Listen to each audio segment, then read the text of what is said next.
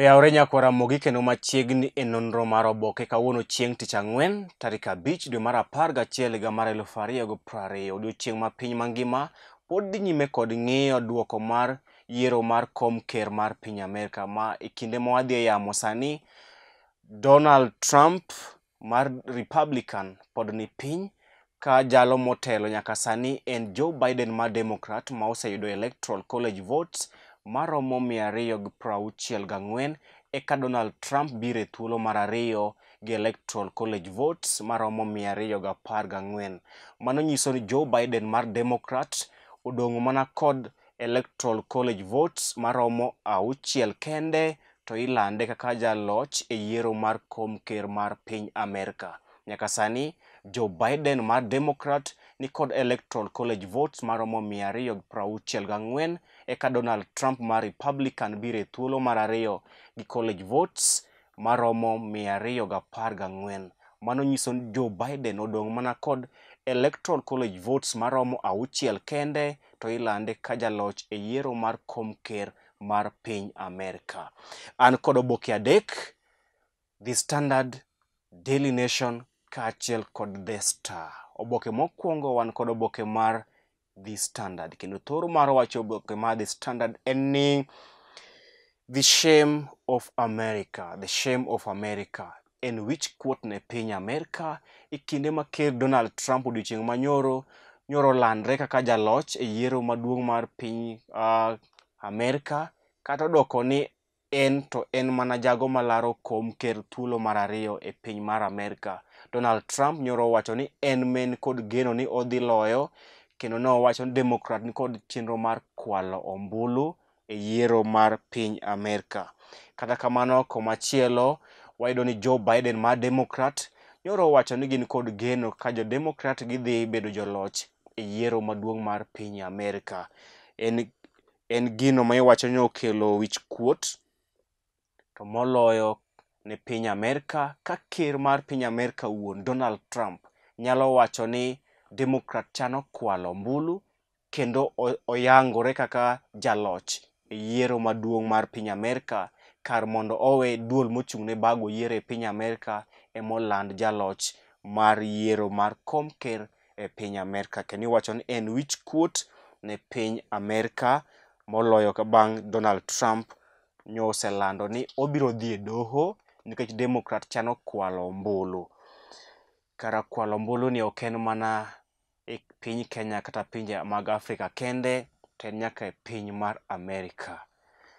Jomoko wacho ni ka Raila ywak pile pile to wacho ni Raila en crying baby. Koro sani Trump, the president of superpower country in the world, bende ywak ni kuo mar ombulu. Ito oboke mar ariyo nyaka ito oboke mar adek pod loso mana e wi yiero mar piny Amerka, kama en ng'wech mar tipo kendo piem mapek e kind Joe Biden mar Democrat kaachiel kod Donald Trump mar Republican.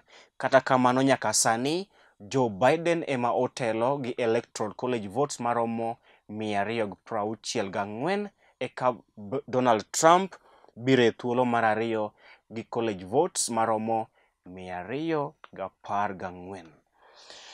Ito oboke no mar adek bende piny mangima pod rito gi siso duoko mar yiero mar kom ker mar piny Amerka minyalo land sa asaya kochakre odiochieng' ma kawuono kata nyaka odiochieng' ma kiny eminyalo yudie duoko mogik e yiero mar kom ker piny Amerka.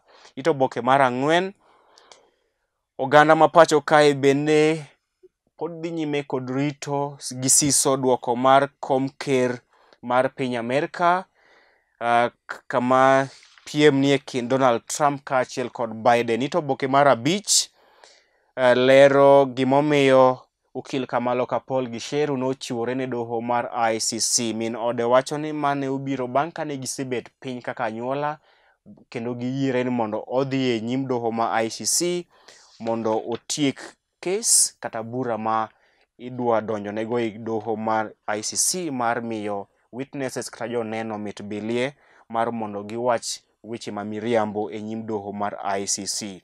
Ito oboke mar auchiel, Principal Secretary e migao mar arita kwe ma pacho kae Mano Karanja Kibisho nyoro nyiso oganda mawuok e Kenya madiere mondo osir lwedo ripot mar BBI nikech dhi miyogi ber mokalo. Ito Oboke no bende MCAs ma pacho kae wacho ni to nono ni ok owinj duondgi kata ok owinj ywakgi e yo malong'o to ginyalo kwedo ripot mar BBI.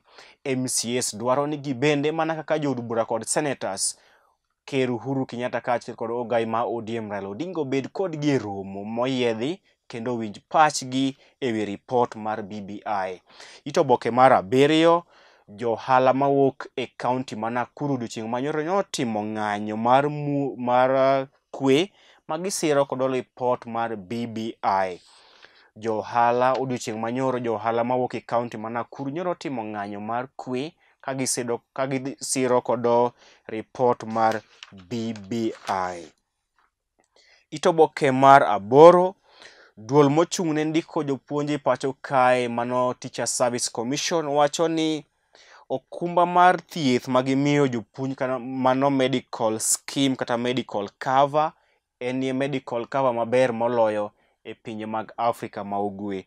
Duol mochung'ne ndiko jopuonje pacho kae mano TSC yango ni medical cover mano okumba mar thieth magimiyo jopuonj ma pacho kae en okumba mar thieth maber moloyo kuom okumba mar thieth duto momi jopuonj e pinje mag Afrika ma Ugwe. Mano pach TSC to pach Chris Owino. Ito Oboke mar 10, Ker Uhuru Kenyatta odiochieng' manyoro golo chike manyien ma idhi luwo e gayo kata duoko piny landruok tuo mar COVID-19 e pacho kae. Moko kuom chike manyien manyo Ker Uhuru Kenyatta ogolo gin kaka curfew ne ochwalo nyime nyaka dwe mar 1 higa manyien, manyiso ni curfew pod bet e pacho kae nyaka dwe mar 1 higa manyien. Sa mar curfew dhi chakore sa 4 otieno nyaka sa 10 kok gwen. Curfew dhi chakore sa 4 otieno nyaka sa 10 kok gwen to odhi bedo nyaka dwe mar 1 higa manyien. Chik ma bende ker bende nyomiyo governors teko mar biro kod chike manyien mar kumo wuoth e counties maggi ponono ni kwan mag oganda magamo kute ma COVID-19 e counties go oidho malo. Ker bende nogolo chik ni oganda nyaka rwak mask mani kokelo jatenda wacho naga ne abuog rombe. Ker no wacho ni oganda nyaka rwak mask e kinde magidhi kuonde ma ji ochokore, kendo ker bende ne okumo galamoro mag siasa e kinde ni kaka achiel kuom yo mag gayo landruok mar tuo mar COVID-19. Ito Oboke mar 12, jopuonjre ma joklese mamoko mopogre kod joklas 4, joklas 8 kaachiel kod joklas 12 pod biro bet pacho nyaka higa manyien. Mana joklas 4, joklas 8 kaachiel kod joklas 12 kende ema biro dhi nyime kod somo higani. Jopuonjre modong' biro bet pacho nyaka higa manyien. Ito Oboke mar 13 loso mana ewi tuo mar COVID-19, pach jondiko kaachiel kod pach josomo, weche mag ohala kaachiel kod weche moko e counties kaachiel kod weche moko e pinje ma oko bende nie obokeni mar The Standard, kama weche moko e pinje ma oko pod loso mana yiero mar piny Amerika. Tok oboke mar The Standard, jatugo marahuma Diego Amanda Maradona ibiro timone bero mar obwongo e kinde mabiro.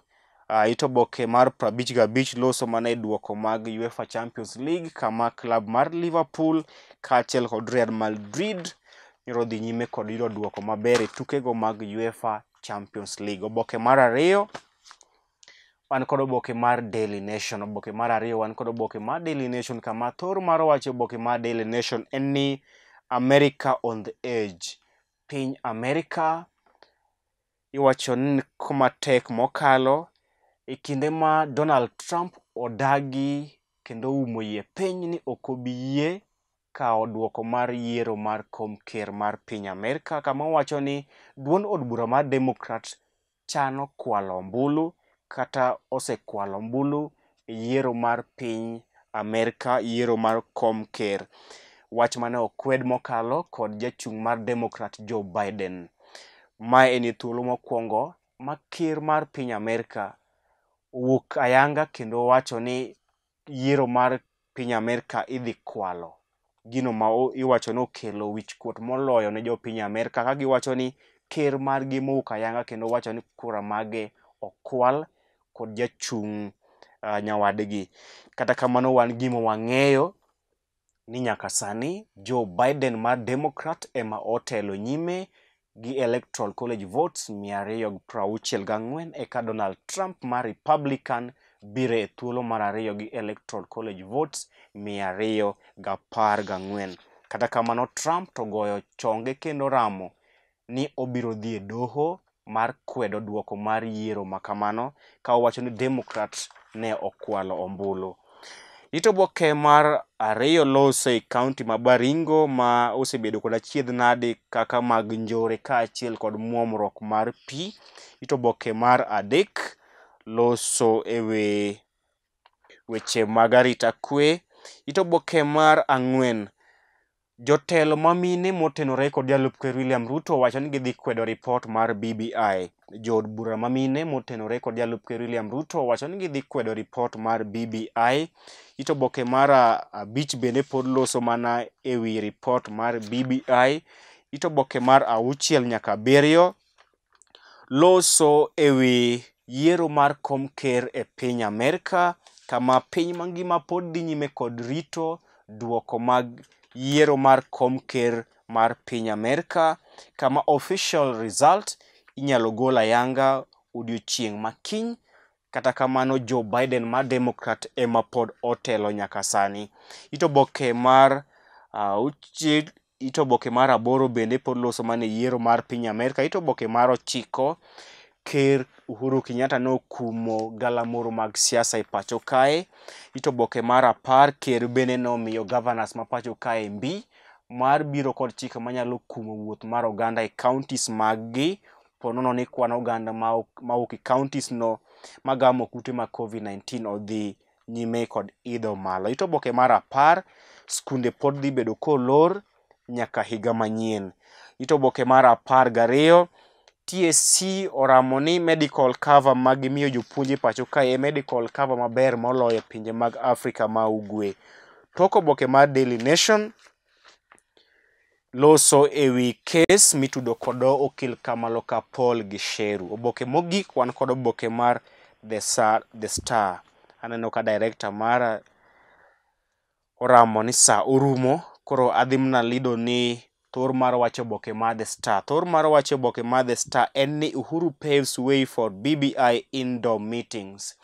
Ker Uhuru Kenyatta nyoro kumo galamoro mag siasa e pacho kae kaluwore kod kwan oganda mamalo madhi nyime kod gamo kute mag COVID-19. Kata kamano, romo mag BBI to pod nyalo dhi nyime tok inyalo time e kuonde timo romo kata social halls maok galamoro mag oganda, kaka achiel kuom yore mag gayo landruok mar tuo mar COVID-19. Janeno mar Lolwe TV, mano bende makelo wa giko nono mar oboke odiochieng' ma kawuono. Odiochieng' ma pod wadhi nyime kod ng'iyo duoko mar yiero mar kom ker mar piny Amerka, kama nyaka sani Joe Biden ema pod otelo. Ibed godiochieng' makare. Nyinga Chris Owino.